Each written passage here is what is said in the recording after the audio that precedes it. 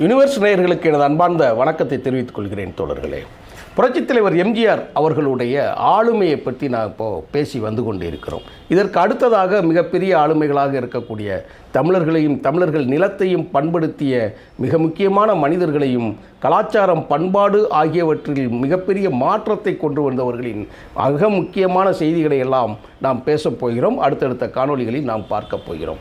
அன்பு தோழர்களே, அந்த வகையில் எம்ஜிஆர் அவர்களுடைய நீக்கமற இருக்கக்கூடிய அந்த செயல்களை அல்ல அல்ல அல்ல அல்ல பெரிய அமுத சுரபியாக வந்து கொண்டு இருக்கிறது.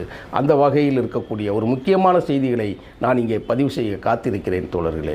மிக முக்கியமான சரி, ஒரு மனிதன் எந்த இடத்துல உருவாகிறான் அது ரொம்ப முக்கியமானது இல்லையா? யார் மூலமாக உருவாகிறான் அப்படின்றோம். அப்போது நம்ம கேட்ட செய்தி ஒன்றா இருக்கும், உண்மையான செய்தி ஒன்றா இருக்கும். அது ரொம்ப முக்கியமானது இல்லையா? ஒரு ஆள் சொல்லுவாங்க, என்னுடைய உயர்வுக்கு அவர் காரணம், என்னுடைய உயர்வுக்கு அவர் காரணம் ஒரு விஷயங்களை சொல்லுவாங்க. ஆனால் அந்த உயர்வை அனுபவித்தவன்னு சொல்லுவான், யாரையோ ஒரு ஆளை சொல்லுவான். அதுவும் உண்மையா பொய்யா அப்படிங்கிறது நமக்கு தெரியாது. அதே இது ஒரு மாபெரும் மனிதர்களுக்கு இருக்கக்கூடிய சூழல் என்ன இருக்குன்னு கேட்டால் அது அவர்களே எழுதுகிற வரைக்கும் அது அந்த செய்திக்கு மறுப்பு வராது. இல்லை என்றால் கருத்து பரிமாற்றங்கள் வந்து கொண்டே இருக்கும். அந்த அடிப்படையில் எம்ஜிஆர் அவர்களை மிக முக்கியமான திரைப்படத்தின் மூலமாக அறிமுகப்படுத்தியது யார் யார் என்று சொன்னால் நிறைய நபர்களை சொல்லுவார்கள். அது எப்படி சொல்லுவாங்கன்னா, டிவி நாராயணசாமி அவர்களை சொல்வார்கள், கலைவாணர் அவர்களை சொல்லுவார்கள், இன்னும் கலைஞர் அவர்களையும் சொல்லுவார்கள். இது எல்லாம் ஒவ்வொரு ஸ்டெப்புக்கு அப்படி மேலே ஏற்றி வரக்கூடிய ஒரு ஸ்டெப்புக்கு அவங்க காரணமாக இருப்பாங்க. அவர்களுக்கு தான் தெரிந்த செய்திகளை நம்ம சொல்லுவோம். ஆனால் நமது நேயர்களுக்கு நம்ம சொல்லக்கூடியது முக்கியமான செய்தி என்று சொன்னால், நான் சொல்லுவது 100க்கு 100 உண்மையான செய்தி. அனைத்தையும் ஆதாரமின்றி நான் எதையும் பேச மாட்டேன். நீங்கள் இந்த காணொளியின் மூலமாக எடுக்கக்கூடிய கருத்துக்களை எந்த மேடைகளிலும், எந்த அரங்கங்களிலும், எந்த பேச்சு போட்டிகளிலும் நீங்கள் உபயோகப்படுத்தலாம். அந்த அளவுக்கு கண்ணியமானது. எனது பெயரையும் நமது சேனல் பெயரையும் நீங்கள் யூஸ் பண்ணலாம். அவ்வளவு உத்தரவாதம் உங்களுக்கு செய்தி கொடுக்குறேன்.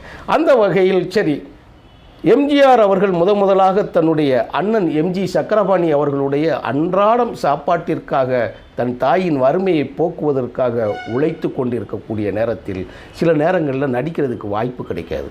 அப்போது ஒரு ஆளை போய் பார்க்க போகிறாங்க. சக்கரபாணியும் எம்ஜிஆர் அவர்கள், அதாவது அண்ணனும் தம்பியும் பார்க்க போகிறாங்க. அவங்க போன இடம் என்ன தெரியுமா? எப்படி சாதாரண மனிதர்கள் அத்தனை பேரும் எல்லாருமே எம்ஜிஆரை இன்று பார்க்குறாங்க இல்லையா? அது மாதிரி அன்றைக்கு அத்தனை நபர்களும் போய் சந்தித்தது சிரிப்பு நடிகராக வலம் வந்து கொண்டிருந்த கலைவாணர் அவர்களைத்தான். அப்படிப்பட்ட கலைவாணரைத்தான் எம்ஜிஆரும் எம்ஜிஆருடைய அண்ணனும் போய் பார்க்கிறார்கள். அங்கு கலைவாணர் இல்லை. கலைவாணரோட உதவியாளர் கோவிந்தன் என்பவர் இருக்கிறார். அப்போது அவர்கிட்ட போய் நின்று பார்த்த உடனே அதான் சொல்லுவோம் இல்லையா, நாரோடு சேர்ந்த பூவு மணக்கும், பசுவோடு சேர்ந்த கன்று பால் மனம் சுரக்கும் எப்பயோ, இதைத்தான் சொல்லுவாங்க. தவறான பொருளை நம்ம சொல்லக்கூடாது. அந்த அடிப்படையில் கலைவாணர் உதவியாளராக இருந்தக்கூடிய அந்த நபரும் கலைவாணராகவே இருந்திருக்கிறார். அதுதான் முக்கியமானது. பார்த்த உடனே உங்களுக்கு என்ன வேணும்ப்பா, ஏதாவது உதவி வேணுமான்னு கேட்குறாங்க. இல்லை வேண்டான்ட்டாங்க. காசு எதுவும் பணம் வேணுமா? இல்லை வேண்டாங்கிறாங்க. யார்? அள்ளி அள்ளி கொடுத்த எம்ஜிஆரை தான் நான் சொல்லிக்கிட்டு இருக்கிறேன். வேண்டாங்கிறாங்க. வேறு உனக்கு என்னப்பா வேணும்? தொழில் கொடுங்கன்னு சொல்லி கேட்குறாங்க. அப்படியா, சரி ஒன்றும் இல்லைன்னு சொல்லிட்டு தன் சட்டை பாக்கெட்டில் இருக்கக்கூடிய 2 ரூபாய் பணத்தை எடுத்து எம்ஜிஆரோட அண்ணன் சக்கரபாணி கையில் கொடுக்குறார்.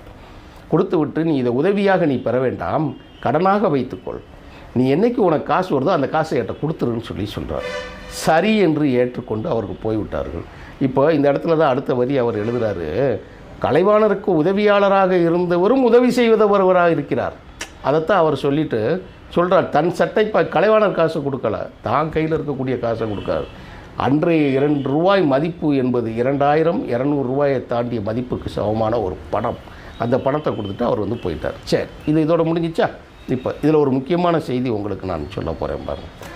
அவர் அந்த காசை கொடுத்துட்டு அவர் சொல்கிறாரு, அவர்கள் கலைவாணர்கிட்ட போய் சொல்கிறாப்புல, ஐயா இந்த மாதிரி எம்ஜிஆரும் சக்கரபாணியும் வந்திருக்கிறாங்க, ராமச்சந்திரனும் சக்கரபாணியும் வந்திருக்கிறாங்க, அவர்கள் முகத்தை பார்ப்பதற்கு பாவமாக இருக்கிறது, வறுமையில் வாடுவதைப் போல் எனக்கு தோன்றுகிறது, ஆகையினால் அவர்களுக்கு ஒரு வாய்ப்பை தாருங்கள் என்று கலைவாணரோட உதவியாளர் எம்ஜிஆருக்கு ரெக்கமெண்ட் பண்ணுறாரு. இதை கேட்ட கலைவாணர் சொல்கிறாரு, நீ கூட்டிகிட்டு வாப்பான்னு சொல்லிட்டு ஹரிச்சந்திராங்கிற படத்தில் எம்ஜிஆருக்கு ஒரு வேடம் கொடுக்குறார். கொடுத்துட்டு நடிக்க சொல்லிவிட்டு கையில் பணத்தை கொடுத்து அனுப்புகிறார். எப்படி இந்த நன்றியை தன் குறிப்பறிந்து தன்னுடைய ஏழ்மையை உணர்ந்து அந்த கலைவாணருக்கு எம்ஜிஆர் என்னென்னவெல்லாம் செய்தார் என்பதை அடுத்த காணொளியில் நான் சொல்லுகிறேன் தோழர்களே. நன்றி, வணக்கம்.